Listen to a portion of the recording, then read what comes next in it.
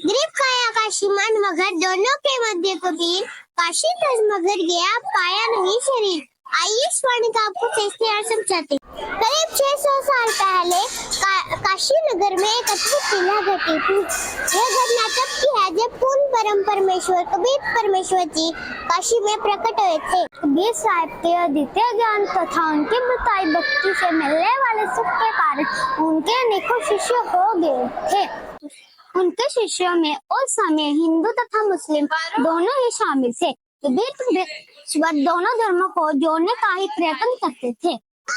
उस समय के पंडितों तथा धर्मगुरुओं के द्वारा यह भ्रमणा फैलाई कि जो व्यक्ति काशी में मरता है वह स्वर्ग जाता है तथा जो घर में मरता है वह नर्क जाता है और गधे की योनि पाता है। इस वजह से लोगों ने काशी में रहना शुरू कर दिया। बस फिर क्या था, नकली ब्राह्मणों और पंडितों ने आम लोगों को लूटना शुरू कर दिया। इस अफवाह को गलत साबित करने के लिए कबीर परमेश्वर ने ऐलान करवा दिया कि मैं मगर में मरूंगा। 120 साल की अपनी आयु में उन्होंने काशी त्याग कर मगर चल पड़े। उनके शिष्य भी सभी उनके साथ हो चले, जिनमें काशी नरेश वीरदेव सिंह बघेल तथा मगर नरेश बिजली खान पठान भी शामिल थे। दोनों राजाओं ने अपनी अपनी सेना भी मंगवा रखी थी। बिजली खान पठान ने सोचा था कि हम कबीर जी के शरीर को मुस्लिम समाज के अनुसार दफन करेंगे, पर दूसरी ओर वीरदेव सिंह बघेल ने सोचा था कि हम अपने गुरुदेव का अंतिम संस्कार हिंदू रीति अनुसार करेंगे।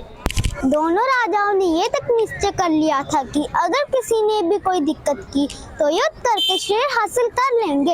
उन दोनों एक विश्व युद्ध की भविष्यवाणी भी की गई थी।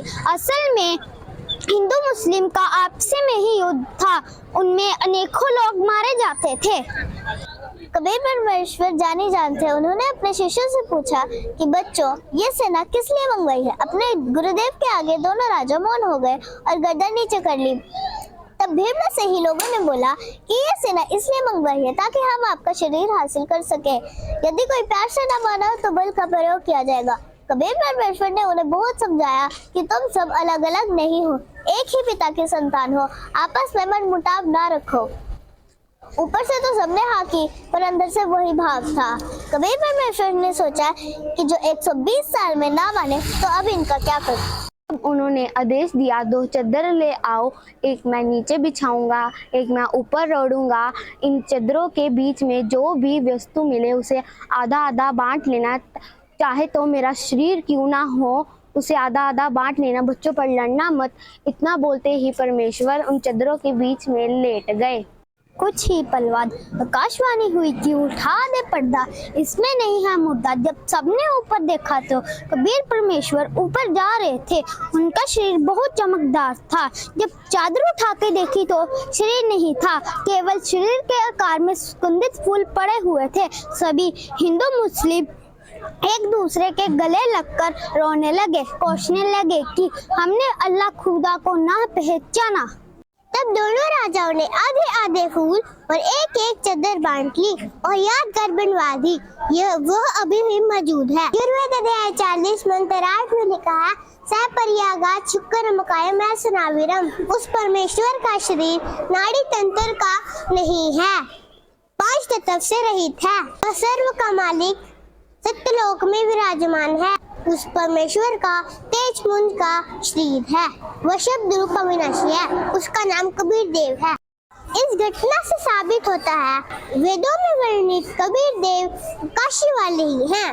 इस घटना की याद में संत रामपाल जी महाराज जी के सानिध्य में बहुत सारे भंडारे किए जा रहे हैं। इन दिवस विशाल निःशुल्क देसी घी का भंडारा, विशाल सत्संग, आध्यात्मिक प्रदर्शनी, दहेज मुक्त रैली, रक्तदान शिविर, नशा मुक्त अभियान जैसे भव्य कार्यक्रम आयोजित किए जाएंगे। 6, 7 व 8 फरवरी को यह समागम सभी संतों के आश्रमों में मनाया जा रहा है। आप सभी से परिवार सादर आमंत्रित हैं।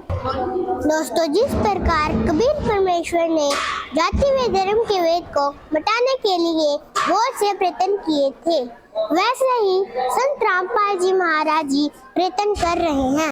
उन्होंने समाज को भ्रष्टाचार, रिश्वतखोरी और पखंडवाद से मुक्त करवाने का बीड़ा उठाया है। उनका नारा है,